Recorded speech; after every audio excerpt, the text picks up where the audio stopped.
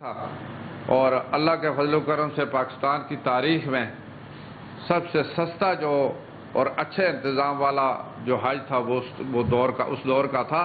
یہ میں نہیں کہتا بلکہ جن لوگوں نے حج کیا ہے، سب سے سستا جو اور اچھے انتظام والا جو حج تھا وہ اس دور کا تھا۔ یہ میں نہیں کہتا بلکہ جن لوگوں نے حج کیا ہے، جو وہ گئے تھے، انہوں نے جو رسپانس دیا تھا اس کے مطابق یہ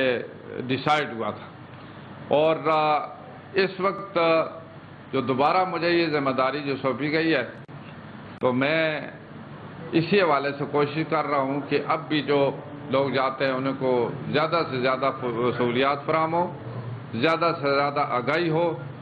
اور کراچی سے تقریباً 21,600 حاجی جائیں گے یہاں سے انشاءاللہ سرکاری اسکیم کے تحت،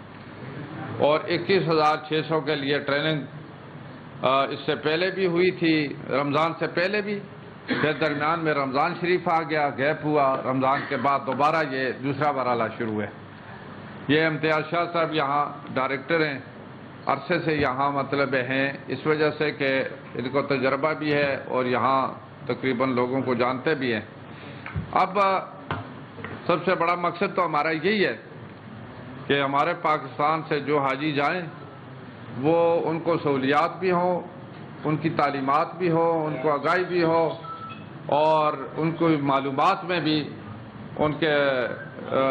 جو اچھی طرح معلومات فراہم کی جائیں، جو ایپ استعمال کرنی ہے اس کا کیا طریقہ ہوگا، اور اسی طریقے سے ہر گروپ کے ساتھ ایک ناظم رکھا ہے تاکہ وہ ہر جگہ ان کی مدد بھی کرے،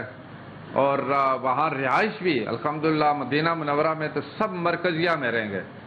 کوئی 500 میٹر اس کے فاصلے پر ہے،